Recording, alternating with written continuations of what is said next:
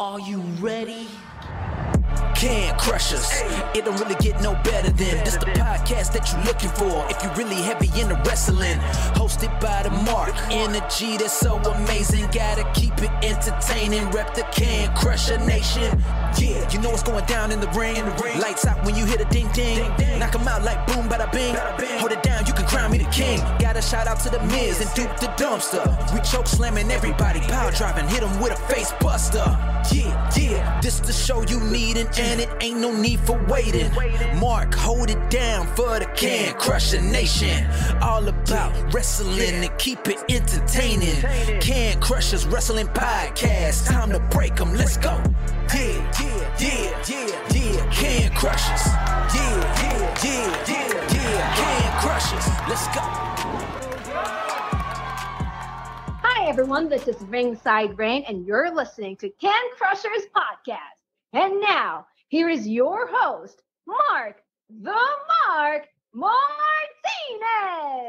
Ladies and gentlemen, welcome back to another Can Crushers Wrestling Podcast. As Ringside Rain said, I am your host, Mark the Mark Martinez. What do you want to talk about? Well, I'll tell you who I want to talk about, and it's JAC! JAC is my guest this week. I hope he doesn't come back and punch me in the face, because I don't do it as good as him. He does an amazing JAC. He is JAC, and I'll tell you, I am so jealous of JAC, because early in his career, he is getting to do something that is so unbelievable. He has worked so hard. He's busted his ass, and in July, he is getting to go to Japan to wrestle. So that's going to probably be the lead story. And then I want to know the who, why, what, why, and all of that other stuff that we do here on the Spotlights. Maybe we can get a funny story out of him. I don't know if he seems like a funny guy. Sometimes, especially at WrestleCades, I think he wants to punch me in the face.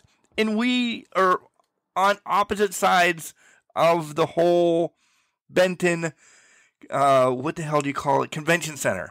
I think he just wants to punch me. He seems like he'd be a guy that wanted to punch me. I would probably grind his gears. But I guess I'll have to get to that. Guys, let's do the due diligence of paying the bills first, and then we'll get into the interview. Guys, Collar and Elbow, hats, hoodies, tees, all the cool things that Al Snow and the Hooligans have down at Collar and Elbow. Go and buy it up. And then use our promo code CANCRUSHERS. Capital C and Can, capital C and Crushers. Save 10% on your entire order. Don't forget, we also have a WWE affiliate code. It is in the show notes, so go ahead and use that. We're very transparent. Sometimes you'll get a discount on something, sometimes you won't, but you will help support the show. Don't forget, we have our own merch as well over at CrowdMade. Type in Can Crushers, and you will be able to check out our hoodies and t-shirts and tank tops if you are a tank top wearer. More merch to come as well. Guys, you've heard me talk about Dubby all the time, how I live off of this. 2 scoops in the morning in my shaker, shake it up with that Beach and Peach, and it keeps me going from 4 o'clock in the morning till 11. It is unbelievable. No carbonation, no calories. It's just fantastic. It does so much for me, and I've kicked the carbonation, which is awesome. I've kicked the calories, essentially. Now, I still do that. Bread is my downfall, but that's a different story. Guys, if you're looking for a really cool energy thing, Dubby is the way to go. Don't forget, you're listening on your favorite podcast platform right now, Spotify, iHeart, iTunes, Google Play, Stitcher, YouTube, just audio, all of the things that you have out there. Don't forget to check out Podurama as well. When you head over there, they also have Seamless. So if you're listening on your phone, you want to throw it on your computer, you want to put it on your whatever, your tablet, wherever you stopped, that's where it's going to pick up, and it is seamless. They have discounts going on right now when you check out Podurama. Don't forget to join us on Facebook, Instagram, Twitter, X, all of the social medias. Join our conversation. That's essentially the first place that you will see the podcast posted, but then it ends up on Spotify and all those other ones as well pretty quick after that. All right, guys, we're going to take a hot second break. I'm going to call JAC, get him on the phone, and hopefully it's okay. It's okay. He's a He's a bit rowdy sometimes. Hey guys, it is the Spark, Jada Stone, and you already know they call me the Spark, but you can be the Spark as well if you tune into Can Crusher podcast because they're amazing over there. So be the Spark with me and tune in. Welcome back to Can Crushers, folks. You heard how excited, yet nervous, scared, and I don't know what else I could be, but I am excited to talk to my guest this week, JAC. JAC, how you doing? Oh, I'm doing good, man. Doing good. Can't complain. Excellent. First and foremost, before we get into your story and to tell all that, congratulations. Congratulations. You have earned your way over to Japan, and I know for so many wrestlers, that is bigger than a bucket list, and you're knocking it off, man. That's exciting. Tell us about that. Yeah, I'm getting to go down. I'm getting to do a little tour with Marvelous Pro, and I'm getting to train at the training camps there too. And it's really cool. Me and my wife Claire, we went down to LA at West Coast Pro. They had a tryout for Marvelous there, and I was the one that was picked to go do the tour. And it's been pretty emotional. I mean, I've been working hard and doing combat sports since I was 11 years old, so it's a dream come true. And Japan was my goal in wrestling, and now that I'm getting to do it already at such a young time in my career, it's very exciting. Yeah, you are still a baby in professional wrestling, and that's not backhanded because you're still really young.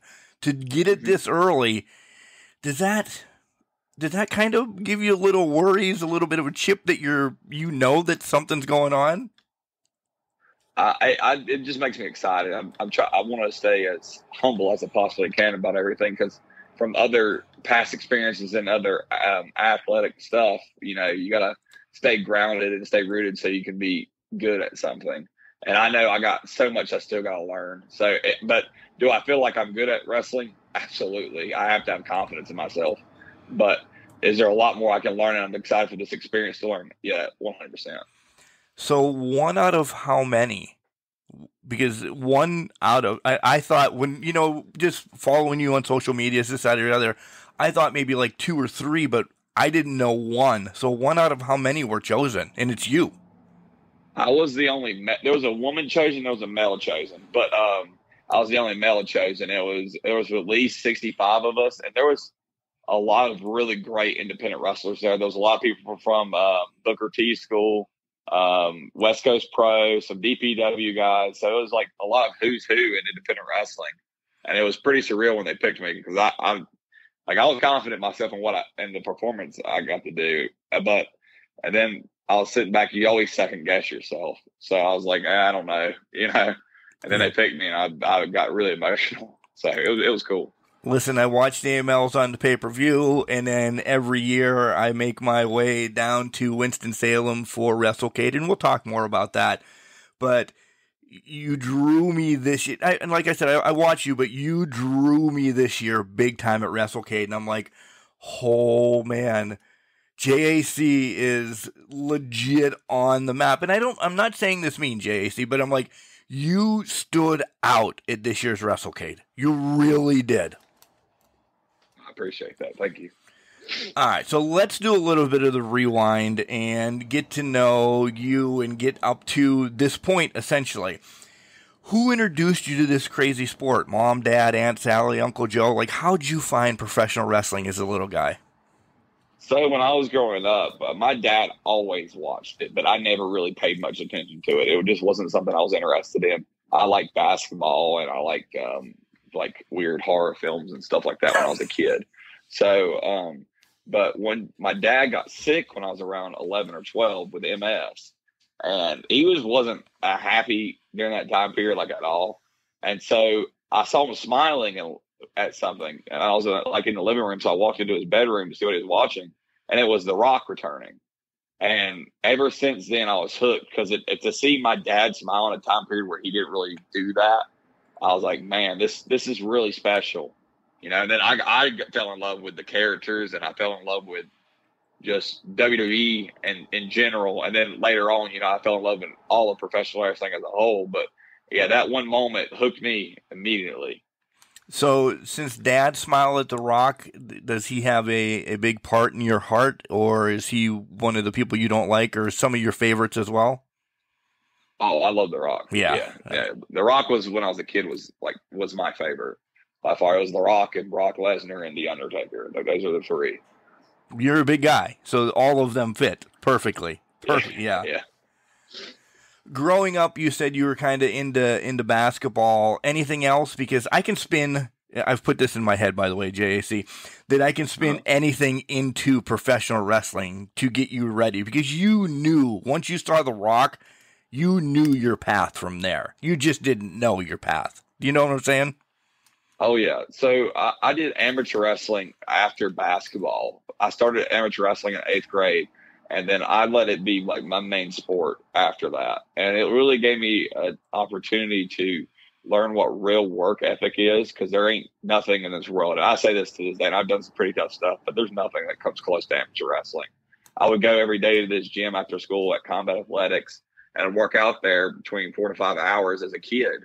And then we go do national tournaments throughout the week. I actually was an All-American in my high school my senior year. So, I just let wrestling consume my life, whether I was watching professional wrestling on the TV or I was in the gym training amateur wrestling. But, yeah, wrestling became a huge thing around 8th grade. So when was that aha moment that really kicked you in the ass then to go into training? Because you liked it, you liked The Rock, you're doing amazing things in, amateur wrestling and everything. Did you go to an indie event? Did you just say, hey, I'm just going to try this? Like, when was that big moment that said, hey, AML, this, that, or the other, I'm on my way? So it took me a while to I didn't even know that independents really were a thing around here. I didn't know that was a thing at all. I knew independents existed because I watched it and I knew a Ring of Honor. But I didn't know independents were a huge deal, and especially in the North Carolina scene. And I was dating this girl at this time, and I was still fighting MMA. And her sister's boyfriend was a wrestler named Mason Matthews, and he trained at AML. And he told me, he said, dude, if you want to ever give it a try, he goes, I think you'd be really good at it. And I said, yeah, it's something I've always wanted to do, but I was still hesitant about it because I was doing MMA at the time. And this was at that time, I did a weight cut to make weight for a fight, and then my opponent backed out. And then I had some other stuff that happened during that time period too, and I wound up getting pancreatitis. I was in the hospital for a couple of days. And I called my MMA coach, who was also my amateur wrestling coach in high school, and I said, I'm not doing this no more. I want to give this professional wrestling thing a try. So I gained 40 pounds in 3 months, thinking I need to get really big. And I went to the AML school, where I walked in for the first day. I just sat down and I watched it, the first training session, and I knew immediately. I was like, oh, this is where I was supposed to be my whole life. This is it. And I have not looked back since. Yeah, and the legends that have come through AML and the trainers of AML, I know this. Can you tell a little bit about AML for people that don't? Yeah, so George South used to be the head coach at AML, and then it became Josh Gary, and now it currently is the Beer City Bruiser. Now, I've been training with Beer City now for about a year and a half. And, Beer City was trained by Harley Race. Right. And we have training every Tuesday and Thursday. At one point, we were doing Monday, Tuesday, Wednesday, Thursday. Now it's Tuesdays and Thursdays. And the knowledge I've got from him just in the past year and a half alone, just for timing and the little things that no one else thinks of that he gets. I think he is genuinely, and I've been around a lot of special people in this short amount of time in wrestling already. He gets timing better than anyone I've ever met in my life. He is generally the smartest person. And I've sat in a room where it's him and Arn Anderson talking, and just to sit there and listen to both of them have a conversation just about how to, do a match and how everything works as a whole is crazy that I get to sit in a room like that and to hear them bounce at each other's ideas. Because no one gives Beer City the credit, but and that's a shame. Is so phenomenal. That's a shame. It is a shame because even before he was in Ring of Honor, he was Dinty Moore, and Dinty Moore was a great independent wrestler.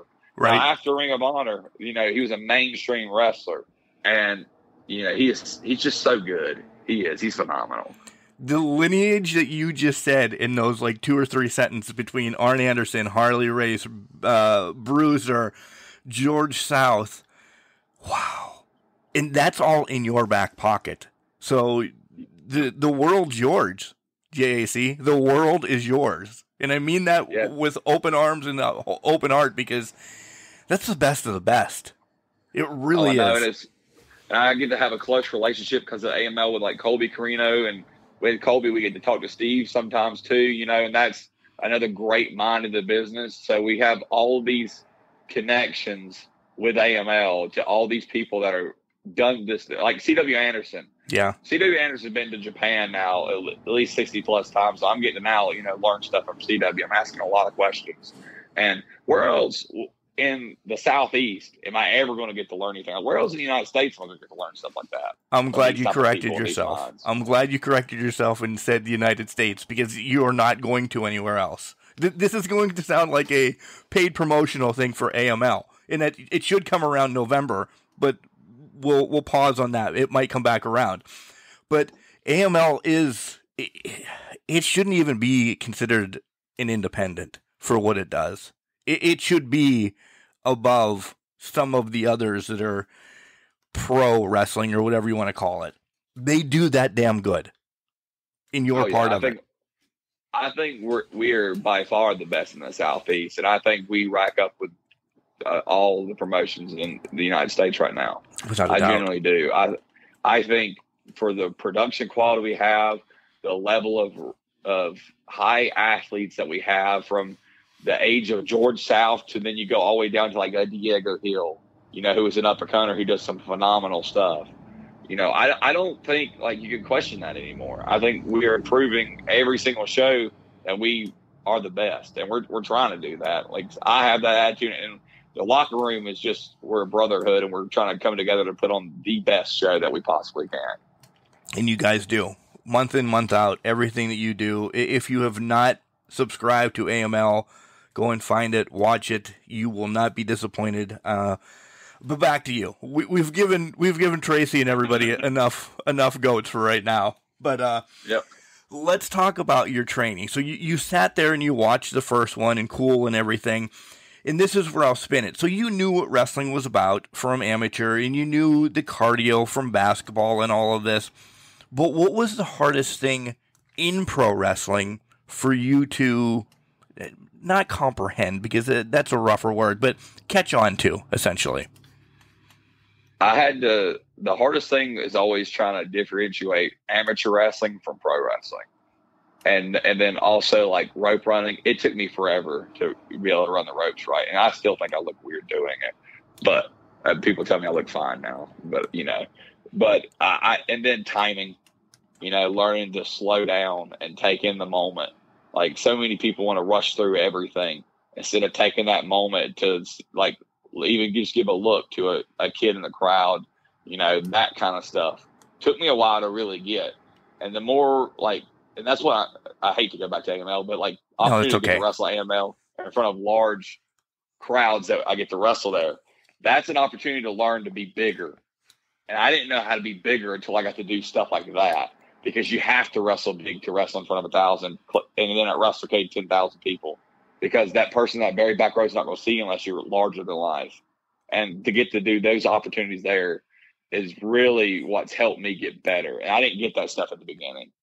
I've always thought my promos were decent. Now that I go back and watch my old promos, I hate them. But I like my current stuff. But I'm sure in like 2-3 years, I'll hate those too. Well, that's old anything, because I love how you transitioned this easy for me. Do you go back and watch your first match? And I mean solo match, because, listen, we all know that everybody starts in a battle royal, or everybody this does that. Usually that's the way it is. Do you go back and watch those and say, man, if I would have did this, I would have been where I am now compared to then? All the time, I try my best not to watch my old stuff, or I'll just be mad. Like, man, why'd you do that? That made no sense. Like, come on. But you do, though, because it's critiquing yourself, and nobody else is harder on anybody else but yourself, right? Oh, 100%. Nice.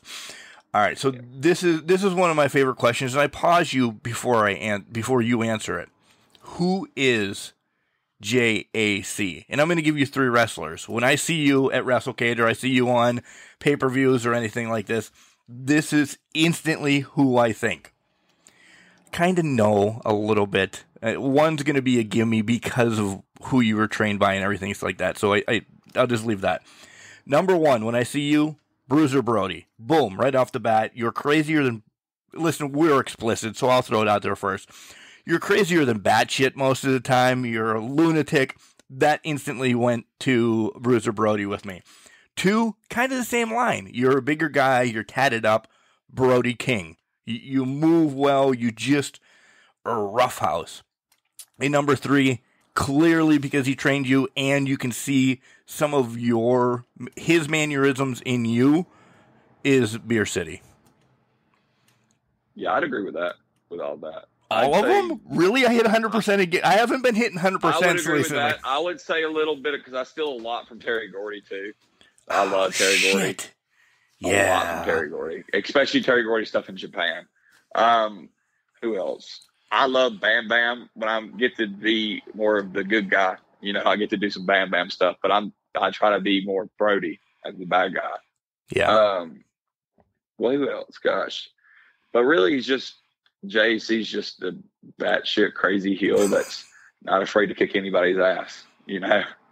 Yeah. We need heels like that. There's too many heels and bad guys in wrestling that just want to sit around and let everybody be afraid of everything. Would I want to be that? I'm 6'3", 285 pounds. Why am I afraid of a little 185-pound wrestler? Right. Like the moment I hate when the bad guy in the match goes and gets out of the ring. Like, why are you getting out of the ring? You know, like stay in the ring and pose your ground. I ain't afraid of you. You know, like that attitude. Like as a fan, that's more compelling to me, knowing that, my good guy has got to face this mountain because this mountain ain't afraid of my good guy, and the good guy ain't afraid of my bad guy. Because when someone's scared of something, I don't want to see that fight. That fight's boring. It is. But a fight where 2 guys are slugging it out, that's the fight I want to see. That's the fight I'm going to pay pay-per-view money for. Big meaty men. We love big meaty men going at it. Yep, exactly. Yeah, that's me. All right, so let's pause on wrestling a second and do a little bit, kind of behind the scenes of JAC. What are some nerd things that you like to do? You have no wrestling going on, and you and the wife are going to just kind of hang out. What are you guys going to do? Read a book? Play video games? I love movies, like in general. I'm a big movie fanatic, and if I can sit in a theater and go to the theaters and sit down and watch a movie, I like this. I think Sunday I finally got a Sunday off, first one I've had in a while. We're gonna go watch Godzilla and Kong. I'm very excited about that, and then I want to see that new Dune Part 2. I haven't got to see it yet, but yeah, I like to sit down and just watch a story unfold, and I like when a director can hook me and make me sit there and be really entertained by a story. I like a character too that I can get behind in a movie that I'm like, oh yeah, he's cool, or oh yeah, she's cool. And then maybe they go through some heartbreak or stuff, but they didn't have to overcome it. I love movies like that. Also, me and Claire, we collect Funko Pops, but the WWE ones, it's still part of wrestling, but it consumes our life. But we do that, so we try to go to all these little comic book stores and stuff, and try to find ones that we don't have, which we have. Gosh, 150 of them in the apartment. So, and they're just wrestling ones, which is getting now a little ridiculous because I'm having to buy shelves and stuff now to put it on the wall to hang it up. We have a 1-bedroom apartment, so having to find the space now for all these Funko Pops is a little wild. And then I like going bowling too. I like bowling with my friends. Yeah, I do. I enjoy bowling. I got a buddy of mine that I work with, and I enjoy doing that. I try, and I used to love hanging out with all my wrestling friends, but I wrestle so much now. I just want to do that then. I got a close group of friends that are outside of the wrestling world that I like hanging around then, and my family. I'd rather do that when I'm not wrestling. I see my wrestling people enough. I like being around those people. That so much to unpack there. My mind just blew up. So go back to the movies. You love storylines, this, that, and the other. What's your all-time favorite movie then? Avengers: Infinity War. Okay. And it used to be Batman: The Dark Knight. You know, I'm a big like comic book movie guy. But yeah, Infinity War. I remember leaving the theater in shock, which is something I've never experienced because I like going to Marvel movies on opening night. And I left with my brother. We just left shocked. I was like, what just happened? You know, because I'd never seen a villain win really in a superhero film like that. You know, like undeniably he won. He beat the Avengers. Thanos did. And I was like, kicked his ass. This is cool. Yeah. I was like, this is the coolest thing ever. You know, that's all I kept thinking. Yeah, I was just stunned. So, yeah, by far it's that movie. Okay. To the Funko Pops, because, listen, I'm all in on collecting everything wrestling. I really am. But I had LJNs. I went to the next ones. And then you have to stop at some point. And I think that's where I drew the line. And my wife is amazing. She'll buy me one. And I'm like, Kelly, you can't because I have an addiction. And I don't have the early onset ones of AJ Lee or CM Punk. I can't pull the trigger on those now because they're so damn expensive. Do you have those ones? I have the pink CM Punk Macho Man one, which is like the second rarest one you can find for like, and I mean, it's an accident that I have it. So Claire had that when she was 12. She bought it out. Her brother bought it for her at Hot Topic. But that was just all an accident, you know. So I like when she goes, I think I got some Funkos at my mom's place, and I said, oh cool. I said, can you get them? She said, yeah. And then she brought that thing in. I said, there's no freaking way you have this. I was so surprised. Like I was shocked. I was like, there's no way. That's the greatest thing I've ever seen in my life. I love you because of the CM Punk Funko Pop. Yeah, you know, it's just like that's beautiful. But yeah, I have that one, and then I got the original John Cena, the original Stone Cold, the original Rock. Like I'm trying to collect that first 10. Yeah, you know, that came out. Like that's a big goal of mine. I think I have 6 or 7 of the first 10. Wow, so, that's crazy. But there's so many. There's so many. Like for me to. She has it's Bryan Danielson, but it's Daniel Bryan because it was a WWE one. So she's got that because that, and then somebody got me a Roman Reigns one, and I'm like, you guys have to stop because I will go down a rabbit hole because everything I said. All right, so that's your Funkos. What's your handicap in bowling? I suck at bowling. I enjoy it, but I really suck at bowling. I want to know how good you are. I'm okay. I wouldn't say I'm great. You know, I'm better than my friends. Wow. That's a brag. I was in a relationship one time with and we would go every Sunday together and we'd bowl. And I don't know. I liked it since then. So whenever we broke up, thank God. And now that I still bowl every once in a while. You know, I just enjoy it. And Clara enjoys it. My friends enjoy it, you know, because there's a bar too that's right near the bowling. That's like right beside. So I go get a drink, you know, bowl. Go get a drink, bowl. Nice. So, I think I just like getting a buzz. I don't know how much. That's clearly the best part of bowling. Yeah, it's getting the buzz and getting dumber and dumber, getting worse and worse. You know, it's good. That's awesome. And I do like how you said that you need a little bit of separation. You are on the road a lot with the wrestling family, and you're in and around them and training and everything. It's great for mental health. We promote mental health a lot on here. So it's great to have that split where, hey, I have wrestling friends, and then I have friends. Not that they're any different, but there needs to be separation all the time. Yeah, I think so because my first year, dude, I was so like mad at like my wrestling friends because I had like an idea that they needed to work as hard as I did, and in reality, like, you know, I need to worry about me. If I'm going to make it, it's going to be me that makes it. I can't worry about everybody else around me, you know. And the moment I did that, and the moment I started separating my personal life and my social life, it made I'm a lot happier in person, if that makes sense. A lot happier. Yep, it does. It really does make sense. All right, let's get into the random questions. If you thought that was bad, let's get into the random questions. And we'll do the one from a past guest. And here it is. Hi, it's Leah Sparks, and I have a question for you. My question is, if you can summarize yourself in 3 words, which words would they be? So hardworking, driven, and trustworthy. I could see those. Listen, we don't know each other personally yet, but we will in time. But I see all of those in you. So yeah, those are good ones. Yeah, right. I mean, I don't lie. I think that's the trustworthy thing. Like I used to lie all the time, and I realized that gets you nowhere. So now trustworthy. Maybe not like 4 years ago, but now yes. Now you're boom. Yeah. All right. If you had to delete all but 3 apps on your phone, what would you keep? Oh my gosh! Told you they get stupid. Let me get my phone out. Figure out. So I definitely would keep Instagram. I look at that way too much.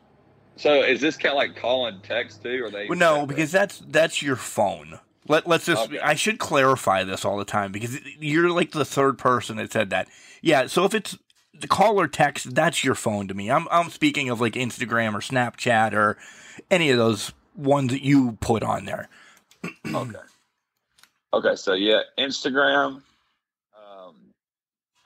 And then I got a game called Block Blast. It's like kind of like Tetris, but like when I'm really bored, I play it, and I play it way too often. So yeah, I keep that one too. Okay, so those aren't bad. I thought since you kept Instagram, and I don't know what apps you have on your phone, I'm just going to be a weirdo all of a sudden. I thought you would. Everybody usually says a YouTube because you could watch movies there and or get music, so that's an easy one in one game. But You're keeping 2 social medias because you're that damn hip. Okay. Okay. There you go. What will people look back at? By the way, you had the worst spin of questions I've had in a while, by the way. These are all, like, not funny. What will people look back at us in 50 years and be shocked and appalled on? Probably our gas prices, I hope. Touche. Yeah. I hope that's the thing. I hope that's the only thing. I hope we're doing pretty good. There's things I would say, but I'm not going to. Yeah, gas prices was a great one. No, I know. Listen, though, when I come down from Pennsylvania to Winston-Salem every November, I want to bring a tanker. You guys' gas prices are so much cheaper down there than they are up here, so be thankful on that. I used to wrestle in Pennsylvania every other month. Trust me. I know. I'd fill that thing up when I was in Pennsylvania to go back down so happy. Like, oh, it's so nice. What's one bad habit you're trying to get rid of? Bad habit I'm trying to get rid of. Definitely judging people, because I don't like that. I can sometimes, like in my head. I try not to say it out loud, but definitely like in my head, because like everybody's their own person. There's no reason I should judge them for what they're doing or who they are. You're on the same path as I am. 2024, I'm trying to clean my head up that way too. I really am. It's the Mark's BU movement and worry about myself more so than what you're doing or what the next door neighbor or anything is doing, because I know I need work. Yeah. Don't judge. It's perfect. I love it. All right, back to wrestling related stuff now. You have a litany of people in your corner. We've named them all. Who gave you the best advice, though, behind the curtain? Gosh, who did? I actually got to think about that.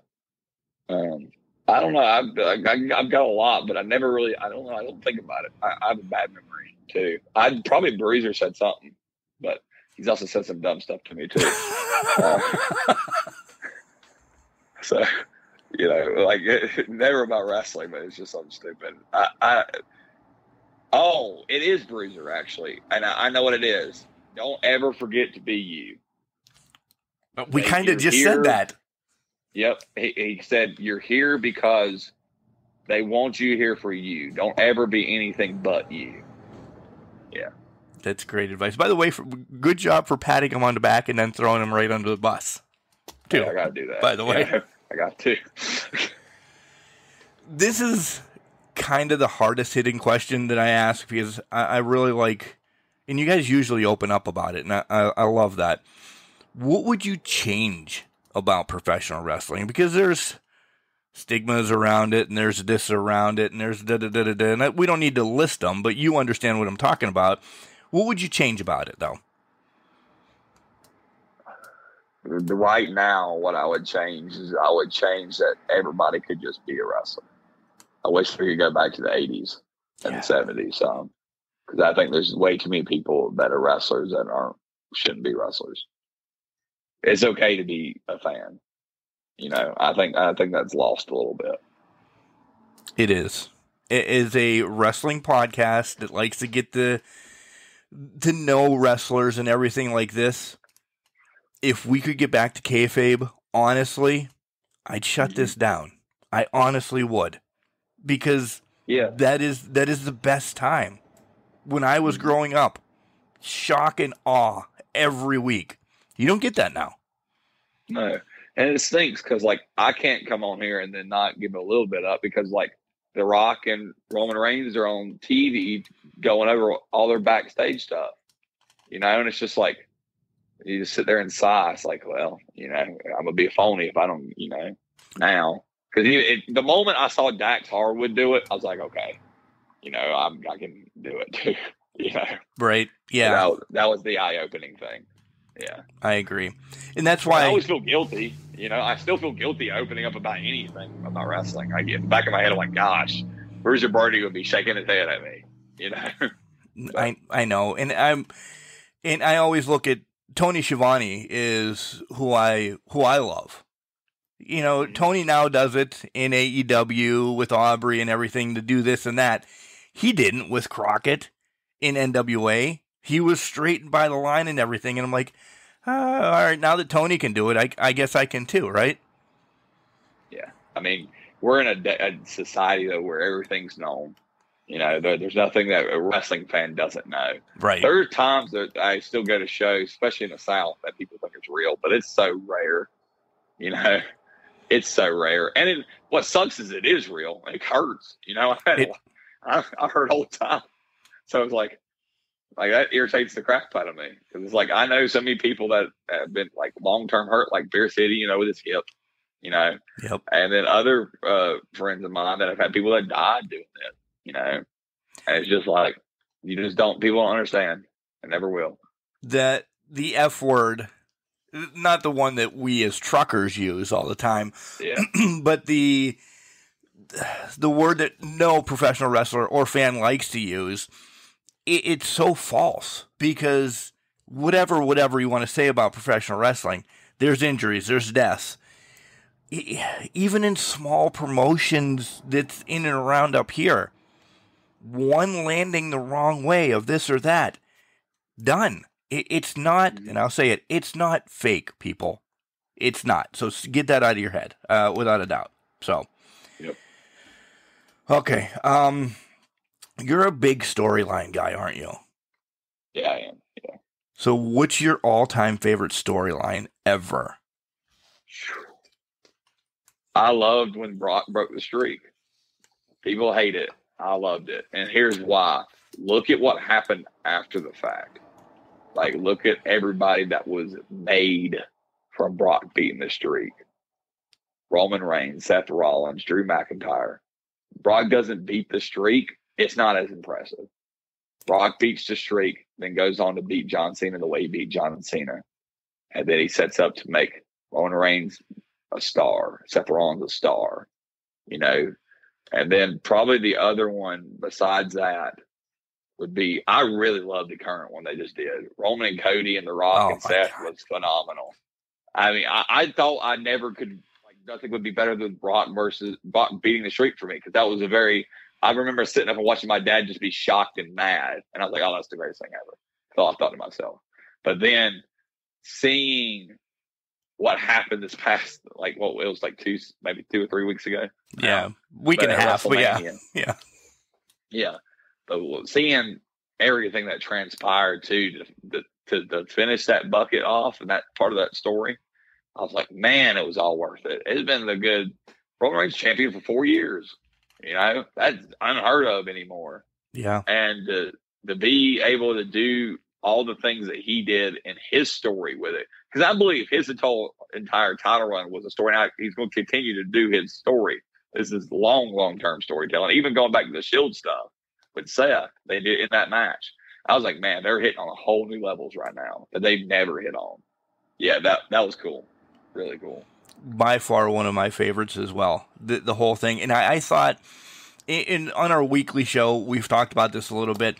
We could have maybe got a couple more months or even a year out of this, because there's more meat on that potatoes, even if on the potatoes, you know what I mean? There's still more meat on the bones if Cody would have lost. There could have been wrapping around it SummerSlam or even next year. But I think, and again, we're going to go down this hill of knowing too much. Maybe Roman's sickness is flaring back up, and it's okay, folks, that we'll see him down the line, right?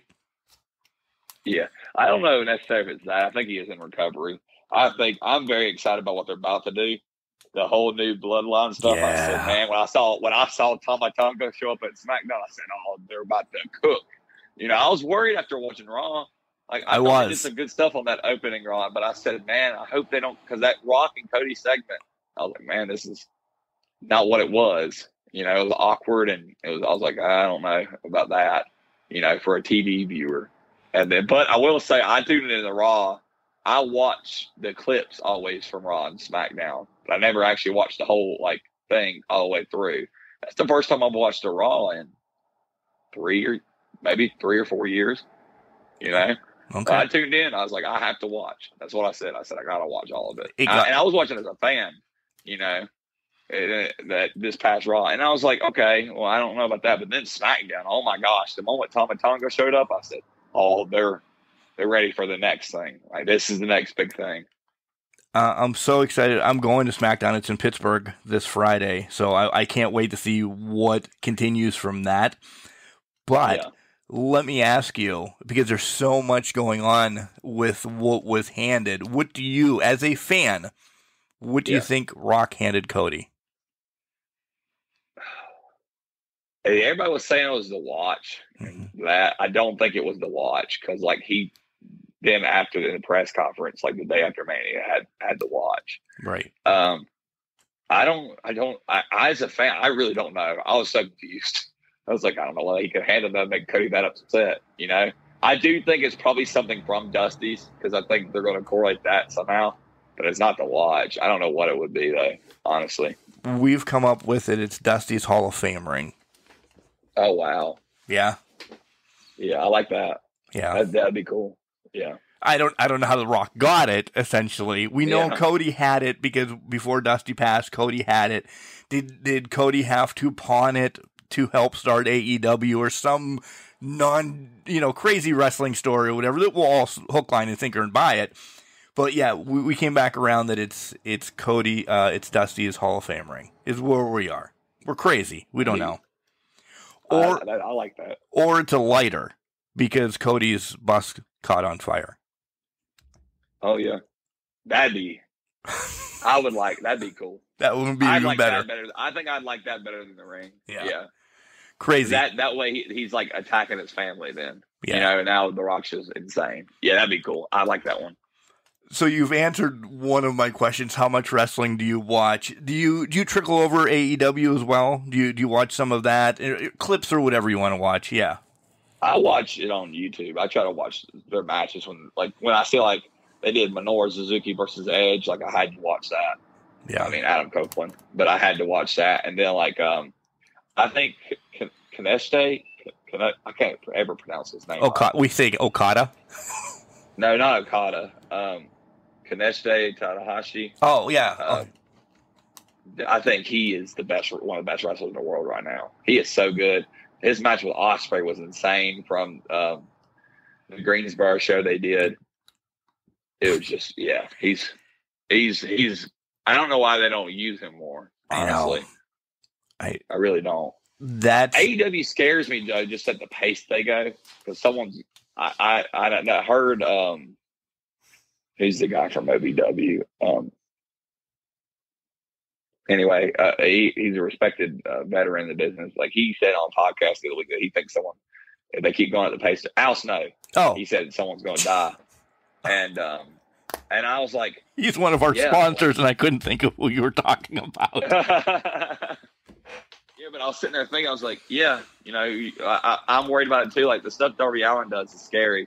Oh, he's suicidal. Let's just put it out there. He really is. It's crazy. I don't want to talk bad about any wrestler, but it's generally scary to watch, especially from my aspect of it. But yeah, I worry about them a little bit with that kind of stuff. But yeah, I hope they do well. I really do. Like, because I want all wrestling to succeed. Right. I hope they stay out of something like, you know, the CM Punk stuff. I think they need to just be done with that. I think they need to worry about themselves more than WWE and just keep their own program. That's what WWE's doing. Like, do what they're doing. Worry about you. You should just be a co-host on a weekly because you're saying exactly the same thing. If they'd take care of themselves, they would be all right. They lost me for a little bit because of all of this stuff that they're doing right now. Like, I'm not sure if I'm going to get the pay-per-view Sunday because of this. Yeah. I normally watch the pay-per-views. It's like WWE. I always watch WWE's pay-per-views. I watch AEW's pay-per-views. I'm probably not getting this one. Yeah. You know, there's not a match on there I want to watch.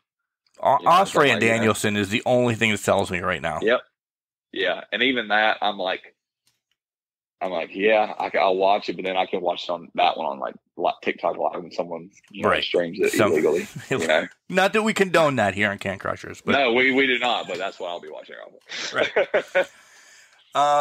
We've talked a lot of good about you, JAC. What's one of your most embarrassing moments, though? Oh my gosh. There's a story. I don't know it, but I know there's a story. There's a recent one, and gosh, I must say it because it's funny. So we were dumb with the whole Marvelous thing. Okay, and this is the only dumb thing we did. Like, we were definitely it was a success. So we went with our friends Jada Stone and Grant Watts train at the New Japan dojo in California. I love Jada Stone, by the way. I love her. She's been on the show before. She's amazing. Yeah, she's great. She was one of Clara's bridesmaids at our wedding. We think the world of her. But anyway, we went to LA to ride with them to San Francisco. You know, we flew 5 hours, and then we drove 6 to San Francisco instead of just being, well, I kept saying smart and just flying into San Francisco. You know, but anyway, and I have been dieting to lose weight and to get in a better shape. And so I've been eating really healthy recently. And so I went to a gas station and I got chocolate pretzels because I said, I want one. It'll be fine. And it killed my stomach for some reason. I don't know what that chocolate pretzels did to me, but it was just stuff I hadn't had that type of sugar, I guess, in a while or something.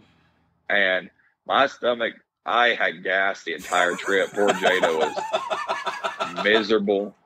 And she was just yelling at me. And I said, look, I'm sorry. She goes, it's my car. I said, I know, but I can't help it. I said, it's the pretzels. And so we get to the Marvelous thing. And there was, you know, when you have a fart and you're just concerned. Yep. You know, a little bit about it. So we get to the Marvelous at West Coast Pro, the little training center where the trial was held at. And I get out of the car. I was wearing gray joggers. So there's this brown stain on the gray joggers. And Jada starts laughing. I'm like, what the hell are you laughing about? And she goes, you just brown stain your pants. I said, you're full of shit. There's no way there's no brown stain on my pants.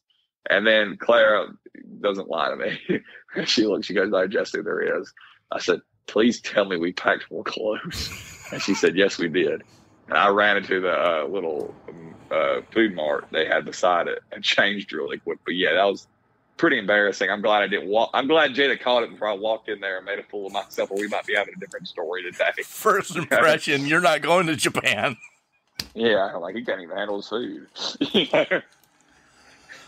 I'm gonna stir the pot a little bit. Jada's yelling at you the whole time. It's trickling through. This is going down a horrible path right now, by the way.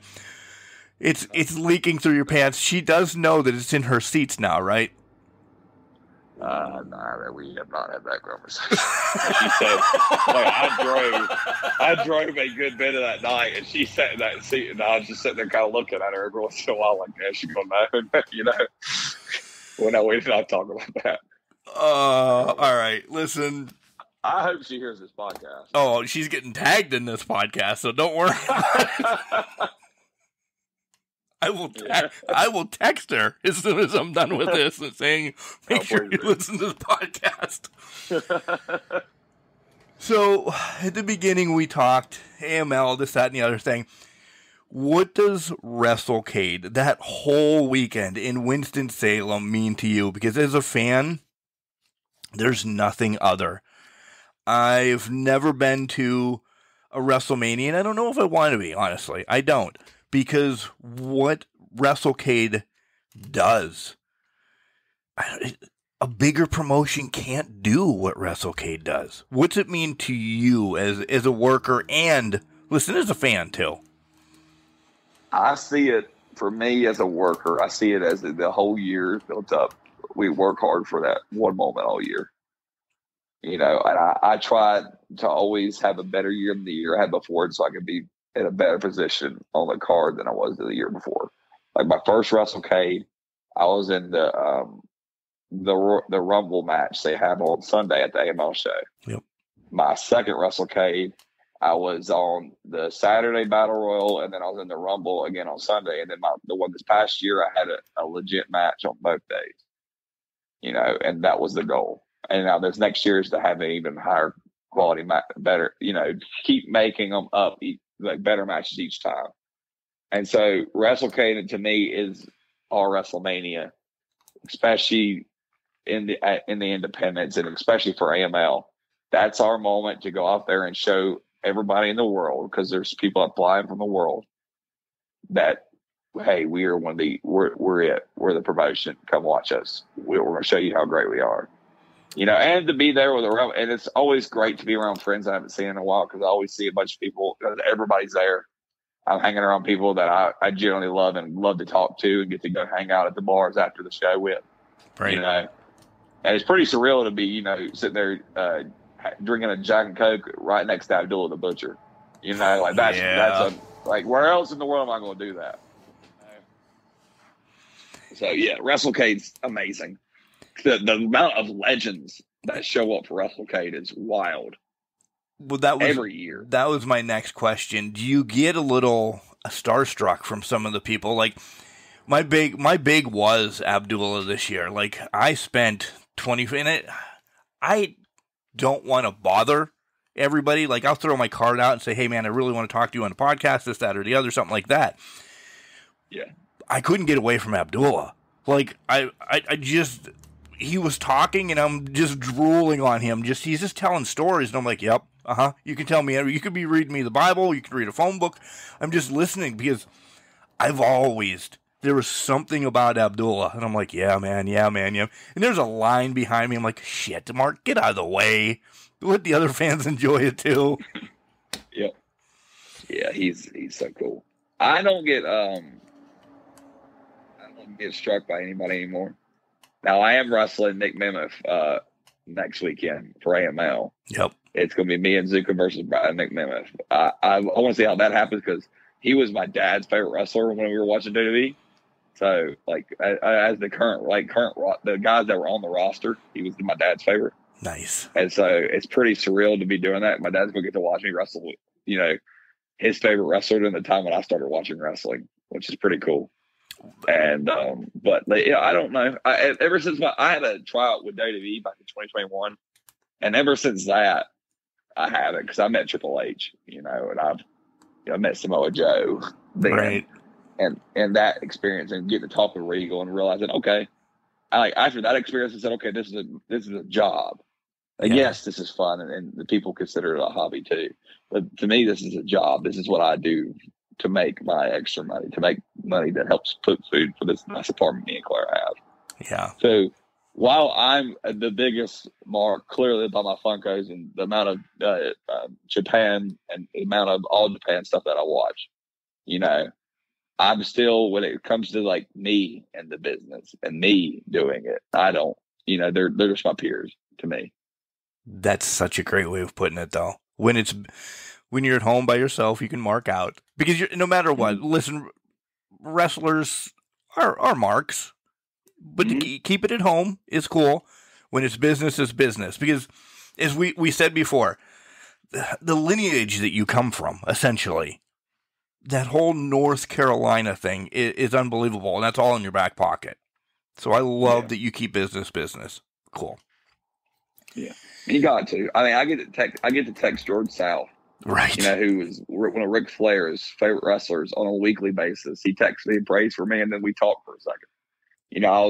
I made my NWA Power debut this past Tuesday, and I was texting him about it.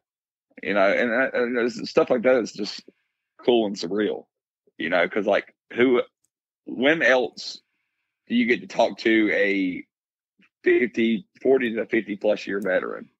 Like George, who's been in this business forever, who wrestled Ric Flair more than probably anybody has. Like that's the coolest thing in the world to me. And the fact that he's my friend, like I consider George one of my closer friends in wrestling because I can sit up and listen to George talk all day, and George, I know, loves me. And George will talk all day. Oh, yeah. You got to. Got to sell his gimmicks, buddy. You're knocking off your goal, essentially, you said, in 2024 by going to Japan. But what else? What else do you have in your back pocket that you'd like to knock off your bucket list? I want to walk down. I want to wrestle at WrestleMania. I want to wrestle in the Tokyo Dome. I want to do Madison Square Garden. That those are my biggest ones. After now that I'm going to do the Japan thing, that's the next goal, is to do those. And once I got those, I do want to be a world champion. Like that's the biggest goal. And I only consider very few promotions to have a legit world champion. Like I consider WWE, New Japan, Noah I would consider as well, and AEW probably too. But yeah, I want to be a world champion, a recognized world champion. Nice. Any other places that you'd like to cross off your bucket list? England or, Canada's right around the corner, Mexico, anything like that you'd like to go to? Oh, yeah, I want to do it all. I want to travel the world. Like that's one of the reasons I wanted to do this, because I love traveling. I want to see everything that I can. You live once. Right. And I want to experience it all. Because it was like when I got the Japan thing, George texted me because he was so happy. He said, there's a whole world out there. He said, I'm so happy for you. Because so many people get stuck in this small little place, and there's so much in this world to see. And I want to see it all. Yeah. On that note, where are you going to AML next weekend, right? Mm-hmm. Next weekend. Yes. Where else are you going to be here before you head out to Japan? Oh, gosh. This coming up weekend, I'm at Imperial Pro Wrestling in Bristol, Tennessee. Next weekend, I'm at NWA JCP in Tennessee. I'm in AML. And then the weekend after that, I'm in APW Asylum in South Carolina. I got some Tennessee dates in May. I got a couple of North Carolina shows besides AML, like one or two in June. I got a couple of shows coming up. So, yeah, I'll be, for the most part, in the Southeast. I think I'm going to try to go out I'd like to go out to California and wrestle for West Coast before I go out too, So we'll see. I'm going to need to get into negotiations for that. But, yeah, that's kind of my idea until Japan. You do an amazing job on your socials, by the way, telling people where to go. You do help put asses in seats. I'm sure you've heard that from Ricky before. You do all of this. So, guys, and he's going to tell you his socials and all of that here in a second, but follow him. If you want to know where JAC is going to be, he is by far. I don't know who told you this, or if you are just a social media genius. Every show I know where you are. And I don't know that about some other people. I'm not throwing anybody that I know under the bus, but it's true. Like, oh, shit, yeah, that's right. You're on my show. essentially. What the hell? I forgot that you're here because you haven't promoted it. You don't do that. You do your due diligence. So, this is my deal with it, is because I would like to explain this if that's okay. Yeah, go ahead. This is your show, man. Do whatever. Yeah, because I believe that if a promotion brings me in and they make a poster of me and they put it on their page or whatever, it is my job as a wrestler and as someone that wants to promote myself to post it on my own social media, my platform, and try to help the show out. But not only that, but to give that promotion the respect enough to show that, hey, I respect your show, whether it's a bigger show, a smaller show, whatever, enough to put it on my platform and say, thank you for putting me on your show. I will help promote it. Because I want to, when I go there, I'd like to people to know a little bit, at least know me, you know? Right. Because, like, why wouldn't I promote what I'm doing, you know? Like, this is wrestling. It's all about promoting. It's self-promotion. That's a business asset. This is a business. It drives me nuts that people don't promote themselves. Like, it really does. I look around, I'm like, why not? You know, like, they just made a poster of you. You know, when you were a kid, how you dreamed about stuff like that? Because I have a whole wall of all my posters in my apartment. Because, like, that's the stuff that, like, I get to show my grandkids one day. Like, look at this. Right. So, yeah, and also I just think posters are cool. I get kind of marky over that kind of stuff. I get super stoked about posters of myself. I get it. Yeah. It sounds so egotistical, you know, but I do. I get so excited. I'm like, oh, it's so cool, you know. Like the one that I'm getting to be on Nick Mammoth, I'm like, I saw it and I said, oh, that's cool. That's so awesome. You know, I love that. You know, I got to share that immediately. Oh, that just probably, you said your dad loved Nick. How's Dad take it when you say, hey, I'm getting into professional wrestling? This should have been like 25 minutes ago. I forgot to ask this, but. Oh, man. They thought it was going to be a hobby. I knew I wanted to do it as a job immediately. It took, like, for a while, they were arguing with me because I was wanting to leave the job I was at for it. Because I wasn't having the time I needed for it. And then I got the WWE tryout. And they were making me get off later hours the moment they found out I was going to try out. They were going to let me have the week off, but they were making me purposely work like 12, 14-hour shifts. And I quit that job very quickly. And I didn't live with my parents at the time. Like, I moved out when I was 19, but they were mad at me, man. They said, you're throwing your whole life away. You've been at this job. You need this job. And I was like, trust me, I got this. You know, just trust me. I got this. And then I got a job with the company I'm working for now. But like literally like in 2 days, you know, I had a friend that worked there. But after the WWE trial, I think they saw the press release stuff from it because my face was on stuff and I was on like the news for Las Vegas and whatever, and WWE released stuff on their own social media. And the moment they saw that, after that, boom, he's got this, you know. And now my dad never shuts up about me to anybody. Yeah, Dad. You know? Yeah, like everywhere. Like even like I used to go to this gas station a lot when I lived in Knoxville, and like I went in there when I was going to a South Carolina show because I know people in there, and the lady goes, I didn't know you wrestled. Your dad comes in and talks about you all the time. And I was like, man, I'm thinking to myself, I wish he'd stop. Because I just don't want to talk about that all the time. You know? I want to be incognito a little bit. Yeah, I like to go in and, you know, get out. You know, and I got to sit here and have a conversation today about wrestling. Because I know that's a conversation starter. Right. Yeah. But, yeah, my dad, yeah, he's him and my mom and Clara are like the biggest marks for me in the best possible way. That's awesome. The support probably means so much to you. It does, because it's just like my mom's always supported everything I've done, whether it was amateur wrestling, this or whatever.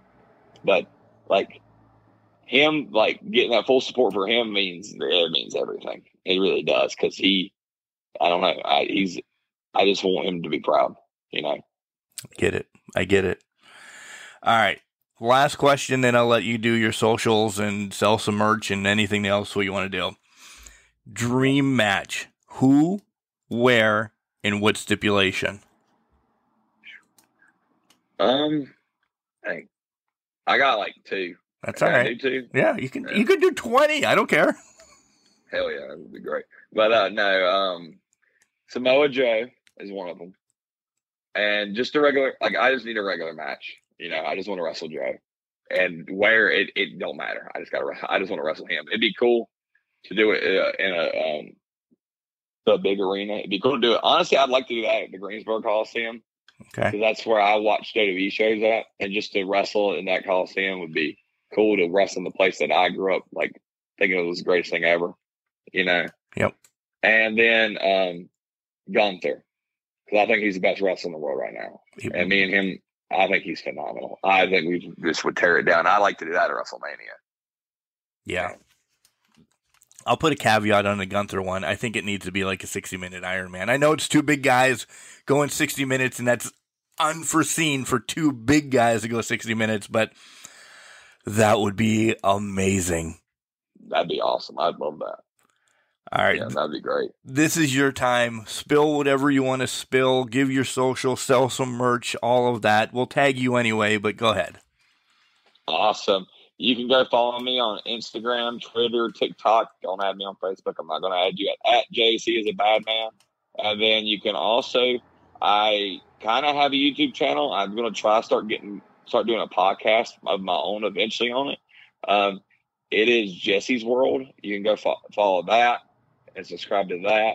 And then come see me at any of my shows. They're always on my social media.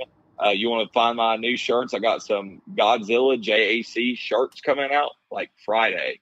You can find that at my gimmick table at a show I'm at. So that gives you an excuse to come watch me wrestle so you can buy a shirt. And yeah, that's me. Come see me.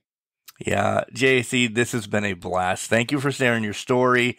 I can't wait to, we're going to spill this, talk to you again when you get back from Japan. Yes, sir. I want to hear all of everything for the time that you're over there and just the experience, because 2 different crowds. I've never been to Japan. I want to know everything that you can tell me when you come back, brother. I'm excited, buddy.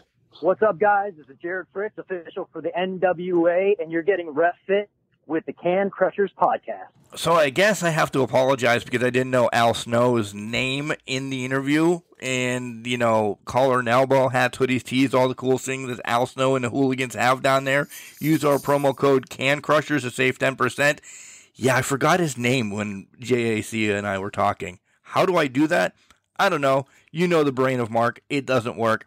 Jada Stone, first and foremost, if you're listening to this, I apologize. I apologize for stirring that pot a little bit.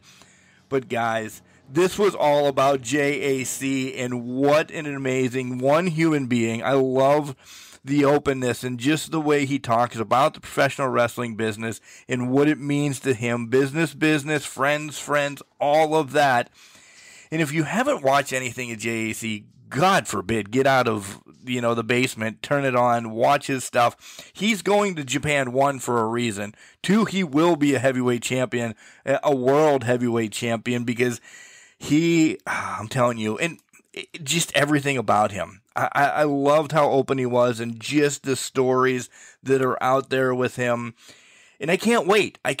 Till he returns from Japan, because I'm so excited to talk to him, to hear the stories from over there, how his experience, what more he learned. Talk more probably about WrestleCade as well as we get a little bit closer to that when he comes back to Japan. Unbelievable interview. This is going to be by far one of my favorites of this year for sure. So, JAC, thank you once again for coming on. It meant a lot to get our schedules back on track and get everything going. I wish you nothing but the best. Kick ass, take names, be safe. All right, guys, this is it. This is the way that we end it. So remember, just because you're trash doesn't mean you can't do great things. It's called the garbage can, not a garbage cannot. Make sure you tell your loved ones you love them, because you never know.